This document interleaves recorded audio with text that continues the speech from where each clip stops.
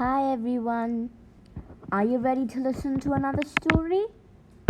Yes, today I am here with the story of Little Red Riding Hood. Once upon a time, there was a little girl who lived in a village near the forest. Whenever she went out, the little girl wore a red riding cloak, so that everyone in the village called her Little Red Riding Hood. One morning, Little Red Riding Hood asked her mother if she could go and visit her grandmother, as it had been a while since they had seen each other. "That's a good idea," her mother said. So they packed a nice basket for Little Red Riding Hood to take to her grandmother. When the basket was ready, the girl put on her red cloak and kissed her mother goodbye. "Remember, go straight to Grandma's house," her mother cautioned.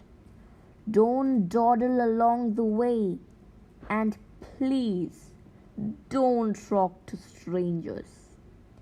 The woods are dangerous." "Don't worry, Mommy," said Little Red Riding Hood. "I'll be careful." But when Little Red Riding Hood noticed some lovely flowers in the woods, she forgot her promise to her mother. She picked a few, watched the butterflies flit about for a while, listened to the frogs croaking, and then picked a few more.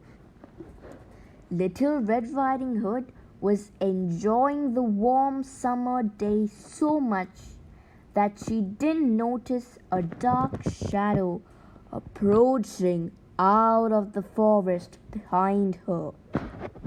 Suddenly, a wolf appeared beside her. "What are you doing here, little girl?" the wolf asked in a voice as friendly as he could muster.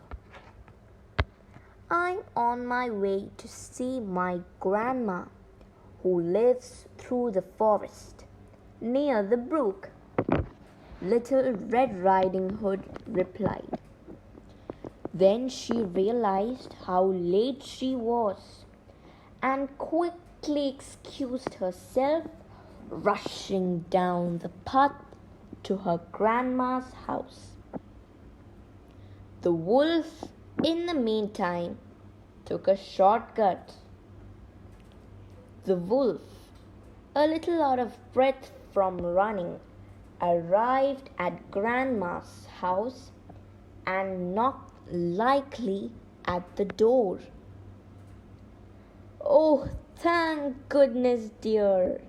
Come in, come in.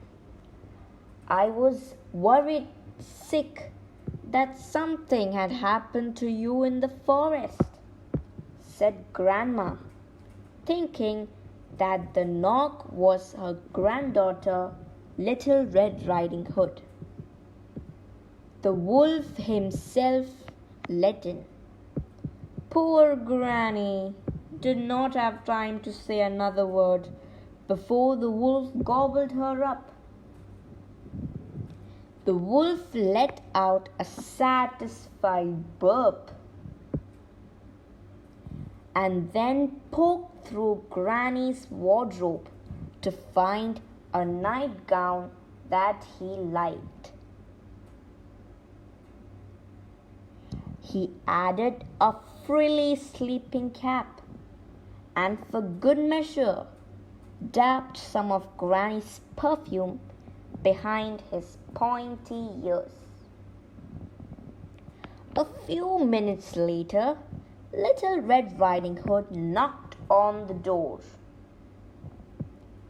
The wolf jumped into bed and pulled the covers over his nose. "Who is it?" he called in a cackly voice, and tried to pretend his Granny's voice. "It's me, Little Red Riding Hood." "Oh, how lovely! Do come in, my dear, do come in," croaked the wolf. When Little Red Riding Hood entered the little cottage, she could scarcely recognize her grandmother. "Grandmother, your voice sounds so odd. Is something the matter?" she asked. "Oh, I just have a touch of a cold," squeaked the wolf, adding a cuff at the end to prove the point. "But, grandmother, what big ears you have," said the Little Red Riding Hood as she edged closer and closer to the bed. "The better you to hear with you, my dear," replied the wolf. "But, grandmother, what big eyes you have," said Little Red Riding Hood. "The better to see you with, my dear," replied the wolf, who pretended to be Little Red Riding Hood's grandmother. "But, grandmother, what big teeth you have," said Little Red Riding Hood, her voice quivering slightly. "The better to eat you with, my dear," roared the wolf, and he leapt out of the bed and began to chase the little girl. Almost too late, Little Red Riding Hood realized that the person in the bed was not her grandmother, but the hungry, angry, evil wolf. She ran across the room and through the door, shouting, "Help! Wolf! Help!" as loudly as she could.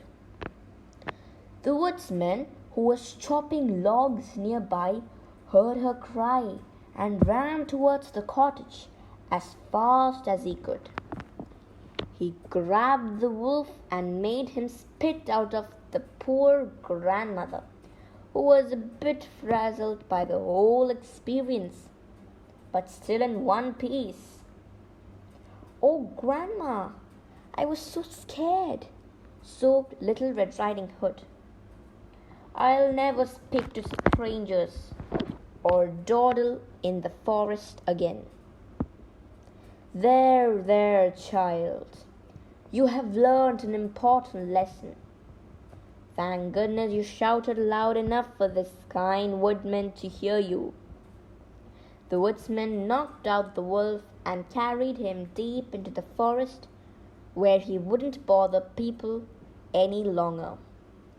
Little Red Riding Hood and her grandmother had a nice lunch and a long chat. What is the moral of the story?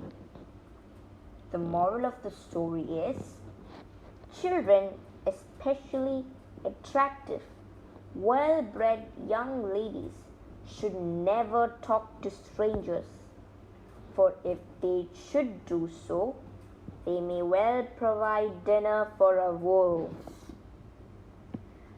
Hope you all enjoy the story. Bye.